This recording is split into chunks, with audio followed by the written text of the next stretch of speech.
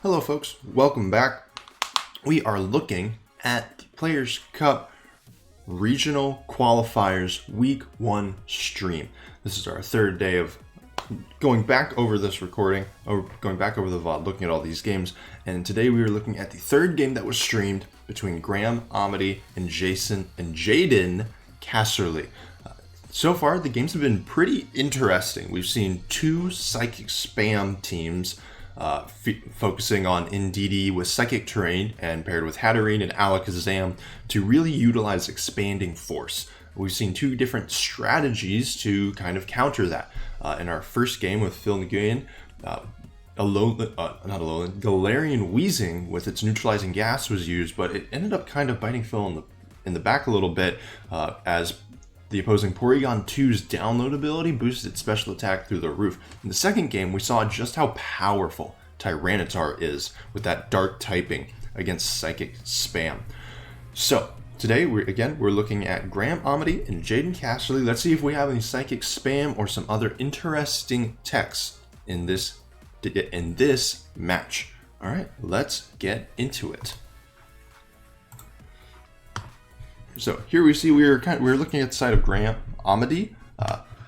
All of this is the way this is utilized, since it's all remote, is that people with capture cards, the Pokemon stream is able to kind of take over their stuff for a little bit and have a glimpse from their side of things.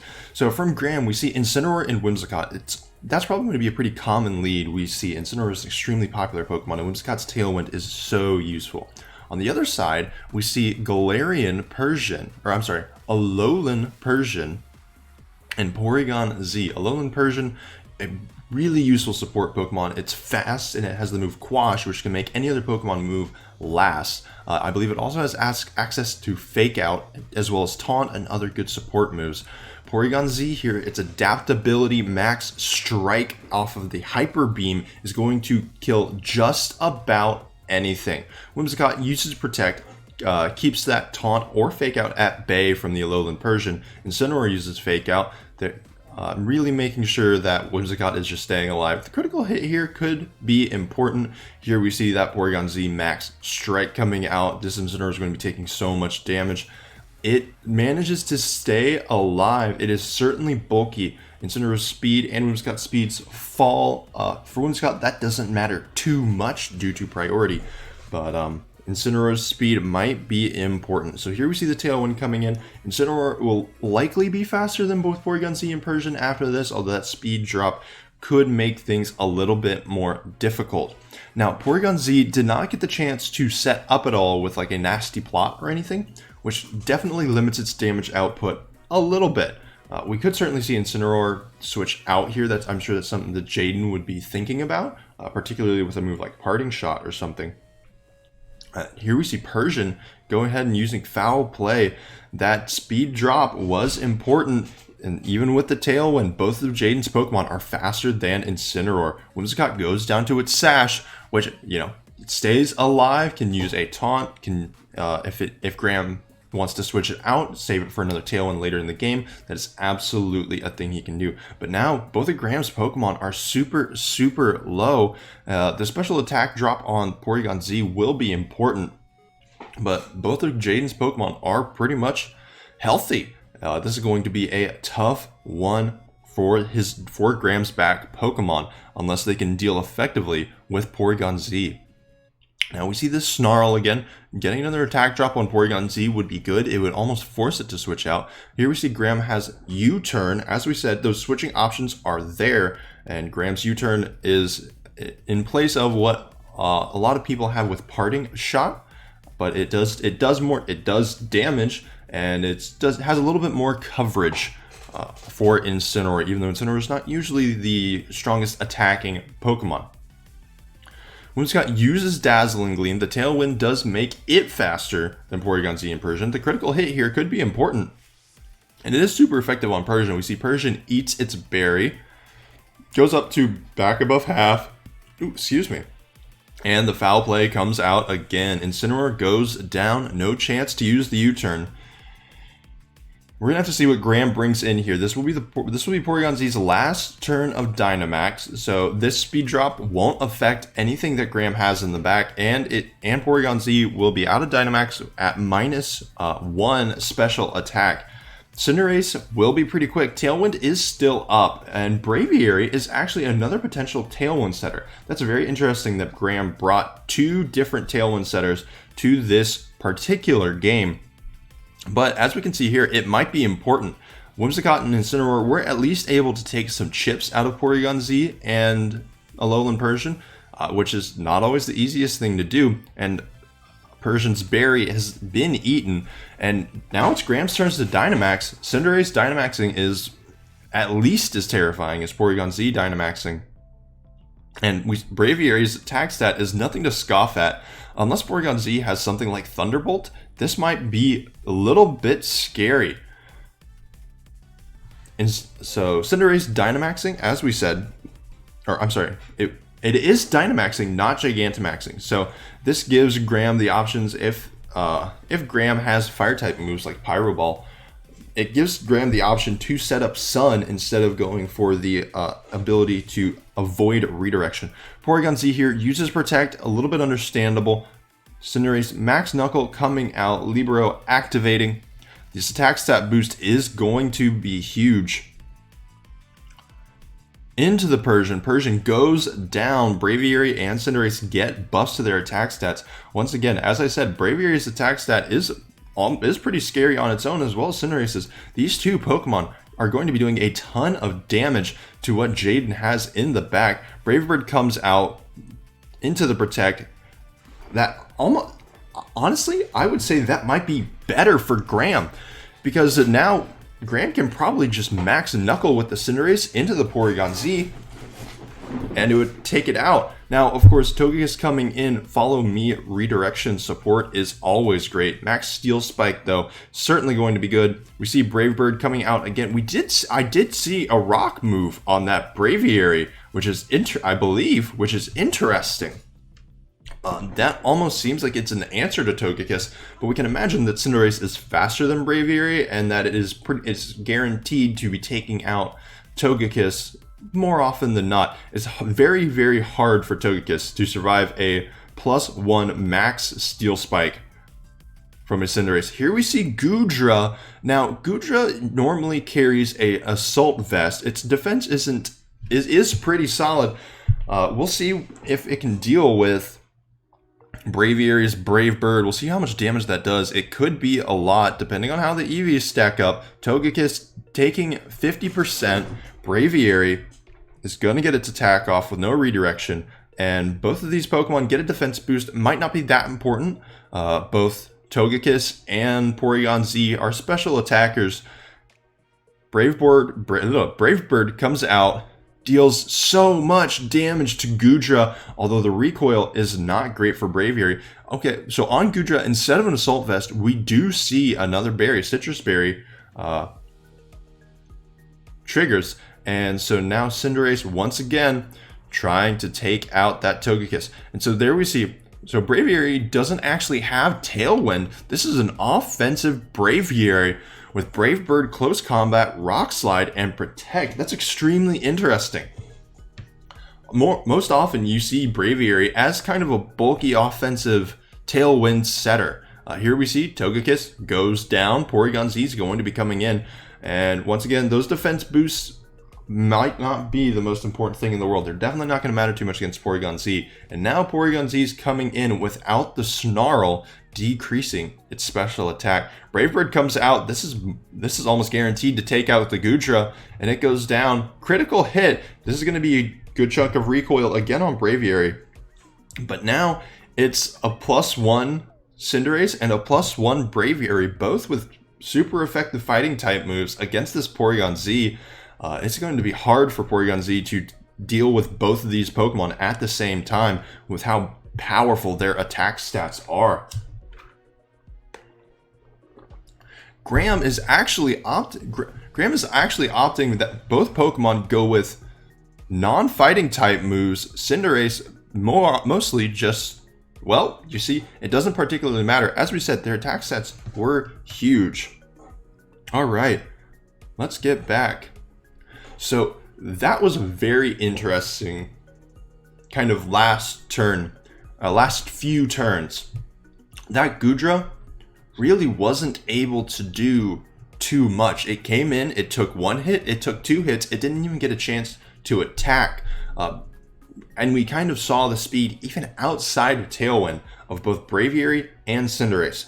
That was definitely something to see. Now, Alolan Persian did kind of stick around. It was definitely a threat, but we didn't see anything like Quash come out of it. We saw Fake Out, we saw Taunt, and we saw Foul Play, but and Quash definitely could have been important there if Jayden had it. Now, both these players can see each other's entire team sheets, save for like EVs and IVs. So they know the opponent's Pokemon, opponent's items, or I believe the opponent's items, and they do know the opponent's moves, which definitely influences things some. But as we saw, Porygon Z is a scary Pokemon to face. Porygon Z's adaptability, boosting its already stabbed moves like Hyper Beam is just absolutely phenomenal. It does a ton of damage, but sometimes it does require a little bit more setup. It doesn't just take out everything. As we saw, the Incineroar survived, and that actually ended up being kind of important. But so from Graham's side, the combination of Cinderace and Braviary, especially that like purely offensive Braviary, was actually super interesting. Like I talked about a little bit more in the game, but Braviary is usually you'll usually see it have something like Brave Bird, Close Combat, Tailwind, and Protect. But we saw instead Rock Slide. This Braviary was going on the offensive, ready to just plow through people. And normally when you see like creative team building, that Braviary would kind of be a decoy. People would think, oh, it's going to set up, it's going to use Tailwind, but instead it's just there to smash face. But let's go ahead, let's get into game two. Let's see what adjustments people make. Graham, the lead seemed a little weak, but those two back Pokemon cleaned up just fine. So we might see a little bit of a lead change, but Cinderace and Braviary seem to do some work. Jayden might have to adjust pretty heavily here to make sure they have some Pokemon that can deal with strong attack stats. An Intimidate user here would be phenomenal. All right, let's get back into it. Graham Amadee up a game. Jayden running it back, sends out Alolan Persian and Porygon Z, and Graham sends it back again, Incineroar and Whimsicott. So Jayden might have something in the back. We see the attack stats falling. That's really only going to affect Alolan Persian's Fake Out. But we'll see if we have any switches here. Otherwise, if I'm Graham, I just do the exact same thing, right? Just do the same turn? I don't see why not. For Jayden, I would at the very least try to... Porygon Z uses Protect. I would have... a nasty plot there would have been pretty interesting to see. Alolan Persian is faster than Incineroar. That at least means they're speed tying, I would imagine. That's interesting. Okay. Well, so we'll see what happens now. But the damage on Incineroar might be important. It's not enough. So as we saw before, if Porygon Z Dynamaxes and Max Strikes, right now, as from what we know, Incineroar is still very much going to survive. A nasty plot out of Porygon Z there would have been pretty much free, and it would have ensured that Jayden could just kind of sweep through, but perhaps it does not have a nasty plot or any special attack boosting moves. So we'll see what happens here. Alolan Persian, again, if it has Quash, now would be the time to use it. Whimsicott, Tailwind coming out. Incineroar is going to be pretty quick now. Incineroar Snarl comes out. Porygon Z special attack dropping. Persian likely going to be used something like a Foul Play here. I can imagine Jayden wants to take out this Incineroar as fast as possible, but now with that Tailwind up, it's already doing tons of damage. And so there we see the Fake Tears coming out. That's kind of the set up attack, except it's on a different Pokemon. That's very understandable. Interesting team building out of Jayden. Fake Tears is always something nice to see with strong special attackers. And Incineroar does go down this time. So previously, Incineroar stuck around for a while, and Incineroar and Whimsicott were able to kind of chip their way down, chip their way through Porygon Z and Alolan Persian. Now, Incineroar is down, and Alolan Persian and Porygon Z are nice and bulky. So Graham definitely has to consider what he wants to bring. Braviary, relatively quick, very strong Pokemon.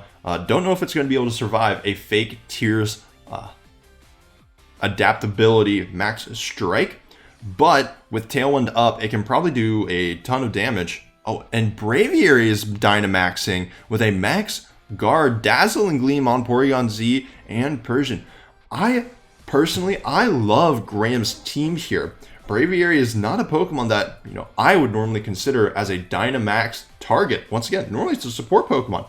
Seeing this here is definitely creative. It gives a lot of coverage moves, and seeing a Braviary Dynamax is not something that, I was expecting coming into this game, so it's definitely exciting. But this Porygon Z and this Alolan Persian are still terrifying, but if Whimsicott can manage to stay untouched, get a Dazzling Gleam off, we know that does plenty of damage, and that could kind of put us back to where we were in the previous game. So let's see what happens. And Cinderace, and the thing is, Cinderace is a decent Dynamax target, but it doesn't have to Dynamax, and as we saw before, neither does Braviary. So this is definitely some good team building or team selection on the side of Graham. Bring two Pokemon that, if you have to Dynamax one, it's okay if you don't get to Dynamax the other, because both operate extremely well in and out of Dynamax. And this time, Graham kind of said, you know what? If Jayden wasn't paying attention before, now Jayden knows this Braviary isn't a support Pokemon, so I might as well just bring it out and start smashing face. One important thing to note here is Persian's Berry did not trigger this time. Previously, likely due to the fake out critical hit from Incineroar onto the Persian previously, Persian's Agua Berry did trigger, but this time it doesn't, and it's probably just barely above that threshold. Persian comes out, Togekiss comes back in. That definitely is going to be a little bit bulkier. It's not going to take as much damage from a Dazzling Gleam or such. Max Airstream comes out into the Porygon Z. It's going to do a chunk of damage, but not take it out. But there's no fake Tears to support the Porygon Z here. Speed rising again on Graham's side. The speed control here is absolutely phenomenal. Dazzling Gleam comes out. Porygon Z survives. Togekiss takes a little bit of chip damage. Max Strike comes out again. It's going to be offsetting the speed boost from Max Tailwind, but, or not Max Tailwind, Max Airstream, but Tailwind boost is still there, and now Braviary's Defiant triggers. It's even stronger. Just about anything that it hits is going to go down. Porygon Z goes down from Life Orb, it looks like. Oh no, it just goes down because it's out of Dynamax. It looks like it's at 1 hit point. Braviary targeting the Togekiss. Whimsicott, Dazzling Gleam. It's probably going to take out this Porygon Z if Braviary doesn't get to it first for some reason.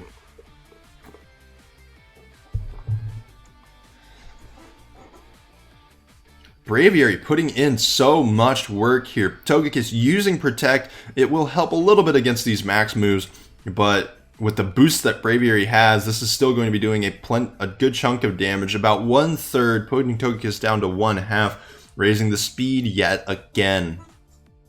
Whimsicott now, this Dazzling Gleam is going to take out Porygon Z. Togekiss at the very least is protected.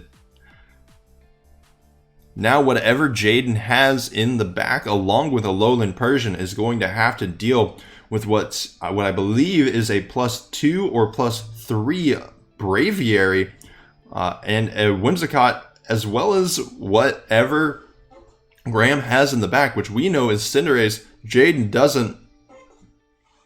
Jayden chose to bring their own Cinderace. Certainly a good option. It is a strong attacker, but it doesn't have any super effective stabs against Braviary. Here we see Braviary is in fact +2, and it has a berry of its own, as we saw before, and it currently is considering a Brave Bird, perhaps into Cinderace.